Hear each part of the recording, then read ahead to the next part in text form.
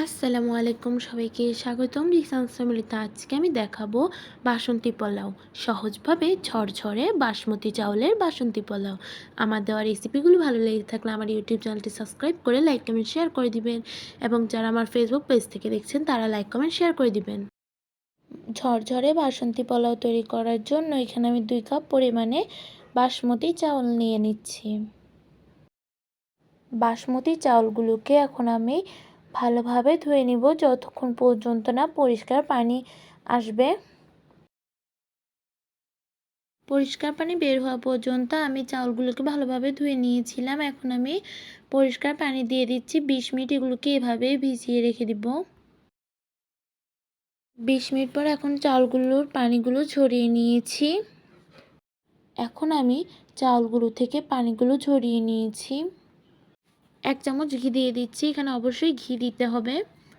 এখন এখানে 1 চামচ হলুদ গুঁড়া দিয়ে দিয়েছি, 1 চামচ রসুন বাটা, 2 চামচ আদা বাটা দিয়ে দিচ্ছি। আমি এগুলোকে এখন মিক্স করে নিচ্ছি আলতোভাবে, না হলে চাউলগুলো ভেঙে যেতে পারে।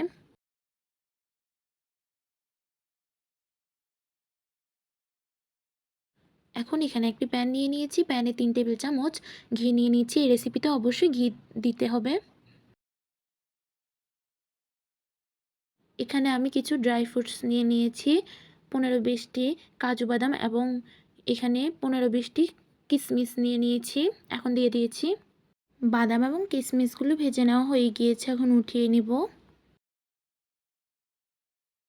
এখানে আমি তেজপাতা, দারচিনি, লং, কালো বড় এলাচ এবং সবুজ ছোট এলাচ নিয়ে নিয়েছি। গরম মশলাগুলো ভেজে নেওয়া হয়ে গিয়েছে, এখন আমি বাসমতি চাউলগুলো দিয়ে দিব। এখন আমি চাউলগুলো দিয়ে দিচ্ছি। এখন চাউলগুলোকে এভাবে কিছুক্ষণ ভেজে নিতে হবে। স্বাদ ব্যালেন্সের জন্য এখন আমি চিনি দিয়ে দিচ্ছি। এই রেসিপিতে অবশ্যই চিনি দিতেই হবে।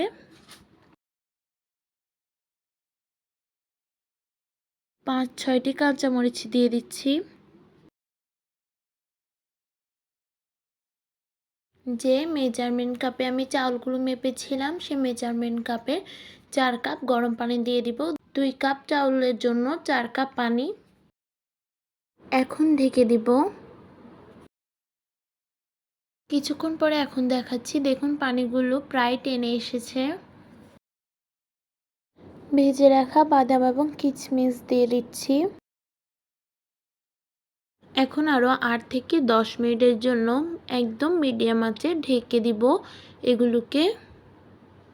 দেখুন ঢাকনায় একটি লং দিয়ে দিয়েছি। এখন এটিকে এভাবেই ঢেকে রেখে দিব। এখন 10 মিনিট পরে দেখাচ্ছি। এখান থেকে আমি কিছু মশলা উঠিয়ে নিয়েছি। তেজপাতা, দারচিনি, এলাচ, এই মশলাগুলো আমি উঠিয়ে নিয়েছি। দেখুন বাসন্তী পোলাওগুলো কতটা ঝরঝরে হয়েছে, আর দেখুন একটি চাউলও ভাঙেনি। এখন তৈরি হয়ে গিয়েছে বাসন্তী পোলাও, ঝরঝরে মজাদার বাসন্তী পোলাও। এভাবেই তৈরি করে দেখবেন, আপনাদের বাসন্তী পোলাও হবে পারফেক্ট এবং মজাদার। আমার ভিডিওগুলো ভালো লেগে থাকলে লাইক কমেন্ট শেয়ার করে দিবেন। আসসালামু আলাইকুম।